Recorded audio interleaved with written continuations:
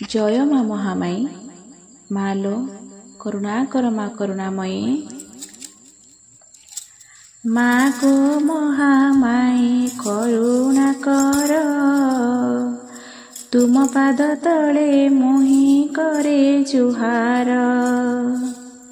माँ गो महामाई करुणा कर, कवि सूर्यनगर रे बास करिअछु, तीन रूप धरी महामाई बोलाउछु। सारा जगत रे विजय करिअछु तुही, दुर्गा रूप धरी पूजा पाऊ महामाई।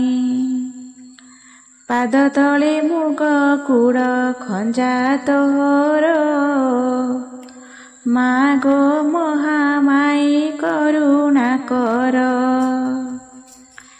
तोर पाद तले मोहि करे जुहार, माँ गो महामाई करुणा कर। अपुत्रिक पुत्र पाए तोर पूजा कले, अंध पाए चक्षु दान तते जे डाकिले। दीन दरिद्र जनकु धन देउ तुही, भक्त जनकु भारी शुणु महामाई। विपदे पड़िबा लोककु करु उद्धार, माँ गो महामाई करुणा कर। तुम पाद तले मागो करे जुहार, माँ गो महामाई करुणा कर। केते दुष्ट दानवकु दमन करिलु, मोर डाक शुणिबाकु मौने रहिलु। तोर नाम गाई गाई जाऊ मो जीवन, तोर बिना मोर केही नहीं त्रिभुवन। मारण तारण जहा अछि जा हस्तरे, माँ गो महामाई करुणा कर। तोर पाद तले करे मुहि जणान, माँ गो महामाई करुणा कर। भक्त जनर दुख तुही माँ बुझिबु, दुख दुनियारु माँ बारे उधारिबु। माँ गो महामाई करुणा कर, तुम पाद तले मोहि करे जुहार। तोर नाम गाइबाकु शक्ति मो नाही, विजय करि आसिअछ माँ गो महामाई।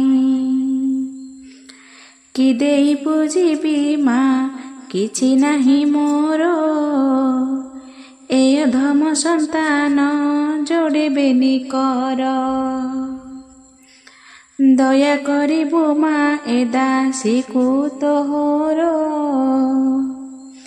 माँ गो महामाई करुणा कर।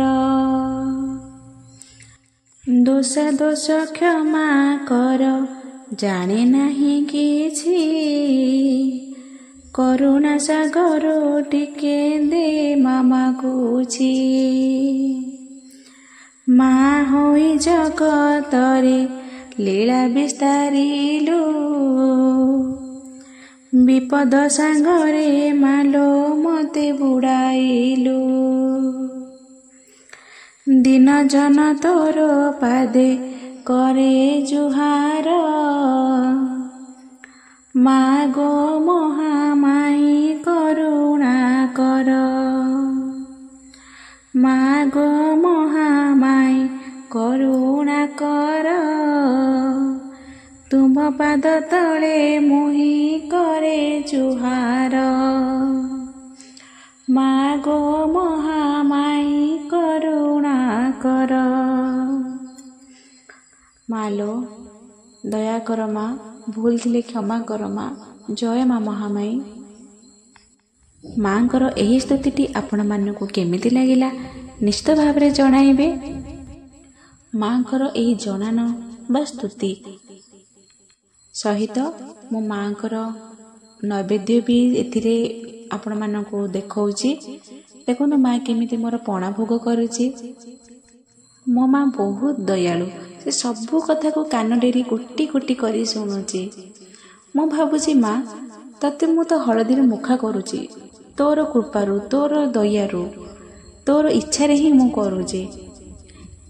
ଟିକେ ମୁଁ କ'ଣ କାନରେ ଲଗାଇବା ପାଇଁ କାନଟେ ବନେଇଦେଲି ଯେ ତୁମର କୋଟି କୋଟି କଥାକୁ ସବୁ ଶୁଣିଲୁ। ମା ମୁଁ ତତେ କୋଟି କୋଟି ଜୁହାର କରୁଛି ମା, ମୋତେ ସବୁ ଦେ, କିନ୍ତୁ ମନରେ କେବେ ଗର୍ବ ଦେନି। କାହିଁକି ନା ମା ଏତେ ସାମର୍ଥ୍ୟ ନାହିଁ ମୋର ସବୁ ସହିବା ପାଇଁ। ଖାଲି ଶକ୍ତି ତୁ ମୋତେ, ତୁ ସୁଖ ଦେ, ଦୁଃଖ ଦେ, ଯାହା ଦେଉଛୁ ଦେ, ସହିବା ପାଇଁ ମୋତେ ଶକ୍ତି ଦେ। ଆଉ ତୁ ମୋ ପାଖରେ ଥା। କାହିଁକି ନା ମା ମୋ ପାଖରେ ସେତିକି ଶକ୍ତି ନାହିଁ ଶତ୍ରୁକୁ ସାମ୍ନା କରିବାକୁ, କି ମିତ୍ର ବନେଇବାକୁ ବି ବଳ ବି ନାହିଁ। ଏତିକି ତୋ ପାଖରେ ଗୁହାରି କରୁଛି ମା, ମୋ ବିଷୟରେ ଯିଏ ଯାହା ଭାବୁଛି ତାକୁ 2 ଗୁଣ କରିଦେ। ଯିଏ ମୋର ଭଲ ଚିନ୍ତା କରୁଛି, ସୁଖ ସମୃଦ୍ଧିର ଚିନ୍ତା କରୁଛି, ତାକୁ 2 ଗୁଣ 4 ଗୁଣ କରିଦେ ମା। ତାକୁ ସବୁ ଜିନିଷ ତା ପାଖରେ ଖଞ୍ଜିଦେ। ଆଉ ଯିଏ ଶତ୍ରୁତା କରୁଛି ସେଇଟା ତୁ ବୁଝିବୁ, ମୁଁ କିଛି କହିବିନି ମା ତତେ। ଆଉ ଯଦି ଆପଣମାନେ ଚାହାନ୍ତି ଏହି ସ୍ତୁତିଟିକୁ ଗାଇବା ପାଇଁ କି ଲେଖିବା ପାଇଁ, ତାହେଲେ ମୁଁ ପୋଷ୍ଟ କରିଦେବି ଏହି ସ୍ତୁତିଟିକୁ। ଆପଣମାନେ ସେଠୁ ଡାଉନଲୋଡ଼ କରି ଆପଣ ସେଭ୍ କରିପାରିବେ। ଯଦି ନହେଲା ତାହେଲେ ଶୁଣି ଶୁଣି ଲେଖିପାରିବ। ଯଦି ଆପଣମାନେ ଏହି ଚ୍ୟାନେଲଟିକୁ, ମୋ ମାର ଚ୍ୟାନେଲଟିକୁ ନୂଆରେ ଆସିଛନ୍ତି, ତାହେଲେ ଫଟାଫଟ ସବସ୍କ୍ରାଇବ୍ କରିବା ସହିତ ବେଲ୍ ଆଇକନ୍କୁ ବି ଦବାଇ ଦିଅନ୍ତୁ, ଯାହାଫଳରେ ମୋର ସବୁର ନୋଟିଫିକେସନ୍ ଆପଣଙ୍କ ପାଖରେ ଯାଇ ପହଞ୍ଚିଯିବ। ଆଉ ମୋ ମାର ସବୁ ଭିଡ଼ିଓ ଆପଣମାନେ ଦେଖିପାରିବେ। ଓକେ, ଠିକ୍ ଅଛି। ତାହେଲେ ମୋ ଭିଡ଼ିଓଟିକୁ ମୁଁ ଏଇଠି ହିଁ ରଖୁଛି। ମୋତେ ଯଦି ଆଉ କିଛି ନୂଆ ନୂଆ ସ୍ତୁତି କି ଜଣାଣ ମିଳିଲା, ଏମିତିରେ ତ ଭଏସ୍ ଠିକ୍ ଠାକ୍ ନାହିଁ, କେବଳ ମାଙ୍କର ଗୋଟେ ଗାଇବା କଥା। ଆଉ ଯଦି ମୋତେ କିଛି ନୂଆ ମିଳିଲା ତାହେଲେ ମୁଁ ଏମିତି ଆପଣଙ୍କ ପାଖରେ ପହଞ୍ଚାଇଦେବି କି ପୋଷ୍ଟ ବି କରିଦେବି, ଆପଣମାନେ ମାଙ୍କ ପାଖରେ ଗାଇପାରିବେ। ଆରଥର ତ ରାକ୍ଷୀ ପୂର୍ଣ୍ଣିମାରେ ମୁଁ ଲାଇଭ୍ ଆସିପାରିନଥିଲି, କାହିଁକିନା ଦେହ ବି ଅସୁସ୍ଥ ଥିଲା। କେବଳ ମା ଖାଲି ସଜି ସେମିତି ହିଁ ବସିଥିଲେ, ସିନା କୌଣସି ବି ହେଲେ ପୂଜା ପାଠ କିଛି ବି ହେଲେ କରିପାରୁନଥିଲି, ଦେହ ପୁରା ଅସୁସ୍ଥ ଥିଲା। କେବଳ ମା ସଜେଇକିରି ସେମିତି ବସେଇଥିଲେ। ଆଉ ଯେତିକି ଭିଡ଼ିଓ ଥିଲା ମୋବାଇଲରେ, ମାଙ୍କର ବ୍ରତ ସବୁ ଜିନିଷ ମୋବାଇଲରେ ହିଁ ଲଗେଇଦେଲି। ଏମିତି ହିଁ ବସିଥିଲି କେବଳ ମାଙ୍କ ପାଖରେ। କାହା ଦେହ ବି ଅସୁସ୍ଥ, ସମସ୍ତଙ୍କ ଦେହ ଅସୁସ୍ଥ ଥିଲା, କାହା ଦେହ ବି ସୁସ୍ଥ ନଥିଲା। ସେଥିପାଇଁ ଲାଇଭ୍ ବି ଆସିନଥିଲି। କେତେଜଣ ମୋତେ ବହୁତ ଜଣ ପଚାରିଲେ ଯେ ଲାଇଭ୍ ଆସିନ।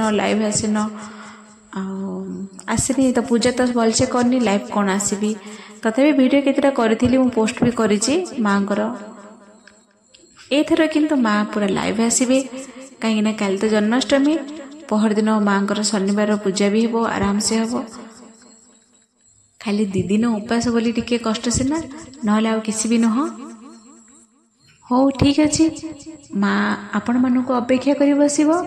ଲାଇଭ୍ରେ ଆପଣମାନେ ଆସନ୍ତୁ, ମାଙ୍କୁ ଦର୍ଶନ କରନ୍ତୁ, ମାର କୃପା ଓ ସାନ୍ନିଧ୍ୟ ଲାଭ କରନ୍ତୁ। ଜୟ ମା ମହାମାଇ।